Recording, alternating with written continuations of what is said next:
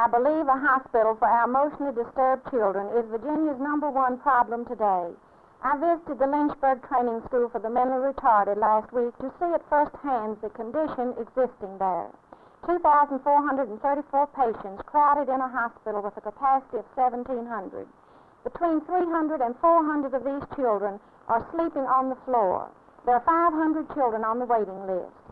1,600 of these hospital patients are between the age of 6 and 30, the age when they could be trained, but due to the lack of teacher shortage, which is caused by the lack of low salaries, these children remain idle and confused.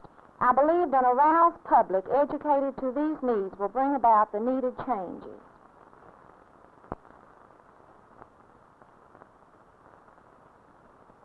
It's a real privilege for me to meet with you folks again tonight. Mr. Rutherfoord and I have tried in the past to tell you how we feel about matters of public interest, public concern. And tonight I would like to touch briefly upon the matter of the poll tax, which I feel will be of interest to all of you citizens of the City of Roanoke. Now, it's a fact that Virginia is one of the 5 states which retains the poll tax as a prerequisite to the right to vote. Prior to the enactment of the poll tax in 1902, 59% of our adult male population voted. But since its enactment, our largest election has brought forth only 31% of our voters.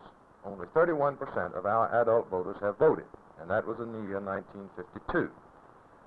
Virginia ranked 44th in that election, and none of the poll tax states ranked above 40th.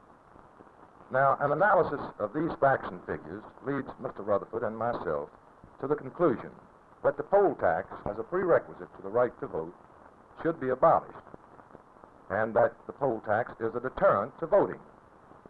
I might mention that during past sessions of the legislature, both Mr. Rutherfoord and myself have been patrons on the so-called poll tax resolution or poll tax repealer, and I can assure you that we will continue our efforts to see that the poll tax is abolished as a prerequisite to the right to vote.